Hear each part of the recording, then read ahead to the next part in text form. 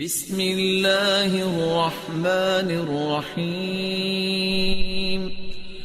My name is Vanita and I'm working as a marketing executive. مجھے سے پوچھنا تھا کہ میں نے سنا ہے one of my Muslim friends سے کہ after death سارے مسلمز جو ہے وہ heaven میں جاتے ہیں and whoever is non-Muslim will go to hell. So I wanted a clarification on this point کہ ہر ایک کی آفٹر ڈیتھ جو ڈیسائیڈ ہوتا ہے وہ اپنے کرم پر ہوتا ہے. تو مجھے اس بات کے اوپر کلیریفیکیشن چاہیے تھے کہ why all Muslim will go to heaven and non Muslim will go to hell. If at all we do good deeds, like if non-Muslim also does good deeds, why they will go to hell? بہن نے اچھا سوال پوچھا ہے کہ ان کی ایک سہیلی نے کہا کہ مسلمان آخرت میں جنت میں جائیں گے، غیر مسلم دوزخ میں جائیں گے. مسلم مطلب وہ جو امن حاصل کرتا ہے، اللہ سبحانہ و تعالیٰ کے احکامات کے مطابق چلتا ہے، قرآن اور صحیح حدیث پہ عمل کرتا ہے، اسے کہتے ہیں صحیح مسلم. یہ بالکل صحیح ہے کہ جو عملی طور پہ صحیح مسلمان ہے وہ انشاءاللہ جنت میں جائے گا. لیکن آپ کا سوال تھا کہ جو غیر مسلم اچھے اعمال کرتے ہیں وہ کیوں نہیں جنت میں جائیں گے؟ بہن، جنت میں جانے کے لیے 4 شرائط ہے. جب میں میرا 10th اسٹینڈرڈ پاس کیا، میں سینٹ پیٹرز اسکول سے فارغ ہوں، جب میں ICSE میں تھا 10ویں میں، میرے ایگزامینیشن میں 6 کمپلسری سبجیکٹس تھے: English, mathematics, science, geography, history, Hindi. 6 subjects compulsory. 6 subjects میں پاس ہونا کمپلسری ہے. اسی طریقے سے انسان کو جنت میں جانے کے لیے 4 شرائط ہے. یہ لکھا ہے سورہ العصر میں، سورہ نمبر 103 آیت نمبر 1 2 3، جس میں اللہ تعالیٰ فرماتے والعصر ان الانسان لفی خسر الا الذین آمنوا وعملوا الصالحات وتواصوا بالحق وتواصوا بالصبر.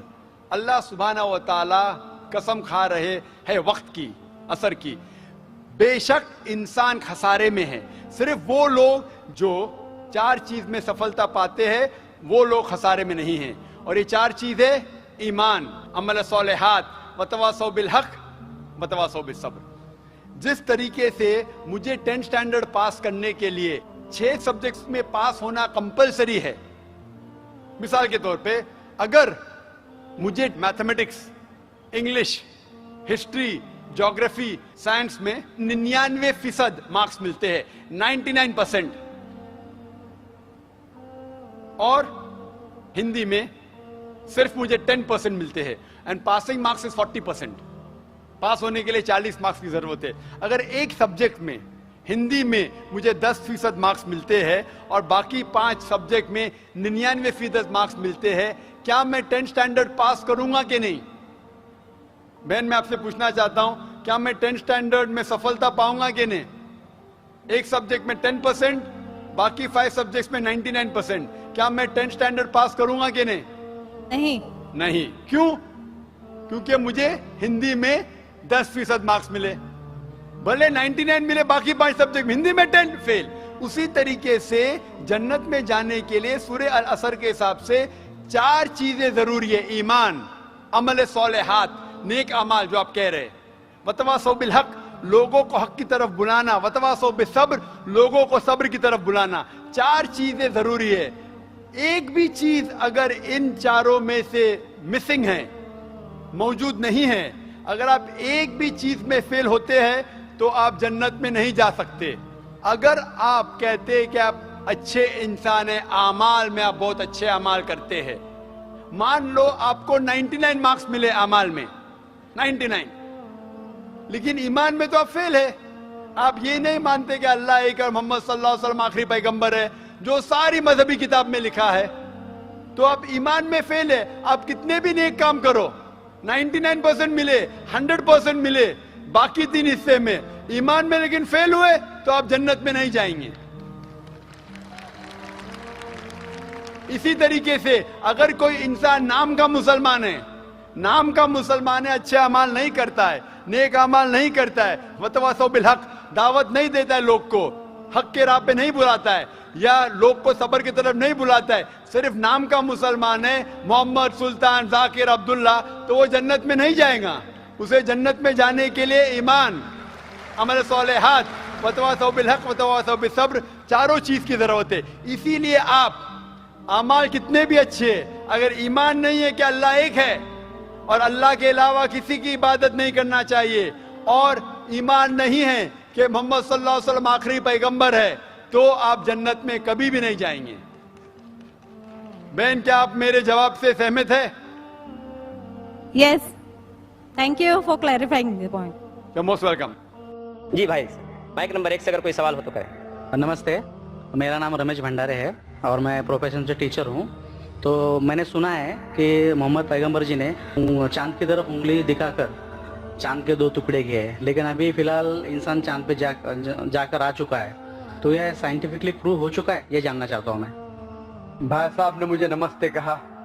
قرآن کی آیت ہے سورہ نساء سورہ نمبر 4 آیت نمبر 86 میں, کوئی بھی آپ کو اگر وش کرتا ہے تو اس کو اور بہترین طریقے سے وش کرو, یا کم از کم اتنا. آپ نے کہا نمستے, میں آپ کو پھر سے نمستے نہیں کہہ سکتا ہوں. کیوں؟ نمستے کے معنی ہے کہ میں آپ کے آگے جھک رہا ہوں. ادم نممے مطلب آپ کے آگے جھک رہا ہوں. جھکنا صرف ہے ایشور کے سامنے. تو میں کہوں گا میرے آگے جھکنا حرام ہے, اس لیے میں کہوں گا السلام علیکم, آپ پہ سلامتی ہو. یہ سب سے بہترین طریقہ ہے. اسی لیے میں نمستے کا جواب نمستے, کیونکہ میں نمستے کے معنی جانتا ہوں. اکثر ہندو نمستے کے معنی جانتے بھی نہیں. نمستے آتا ہے ادم نممے سے. آپ میرے سب کچھ ہے, میں آپ کا سب کچھ نہیں ہوں. کچھ آپ کو ہدایت دے سکتا ہوں, ہدایت دینے والا اللہ سبحانہ و تعالیٰ. ہاں, تو اسی لیے میں نمستے کا جواب دوں گا السلام علیکم. اللہ کی سلامتی آپ پر ہو. آپ کا سوال تھا کہ محمد صلی اللہ علیہ وسلم چاند کے 2 ٹکڑے کر چکے ہیں, انسان چاند پہ جا چکا ہے, تو سائنٹیفکلی یہ ثابت ہوا کہ نہیں چاند کے 2 ٹکڑے ہوئے کہ نہیں. قرآن کی آیت شق القمر کی کئی حدیث ہے. ہم مانتے ہیں کہ یہ معجزہ تھا جو اللہ نے کیا. معجزہ کیا اللہ نے محمد صلی اللہ علیہ وسلم کے ذریعے. آج سائنٹیفک ریسرچ ہو چکا ہے, اور کچھ ایسٹرونامرز جو فلکیات کے ماہر ہیں وہ کہتے ہیں کہ چاند پہ ایک فشر ہے. فشر مطلب ایک لکیر ہے.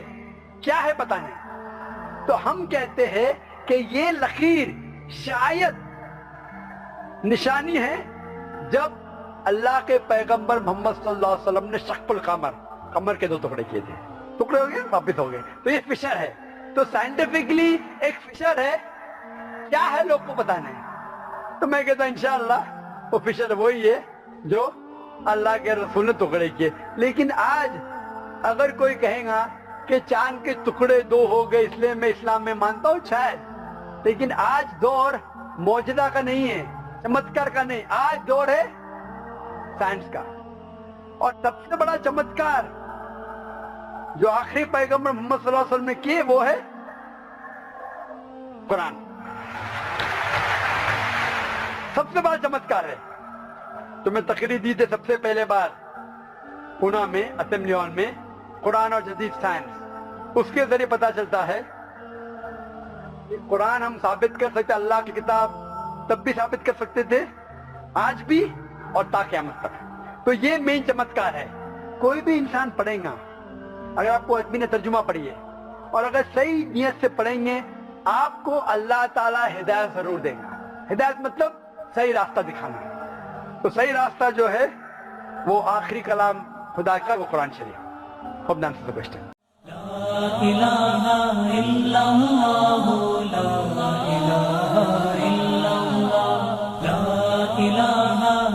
لا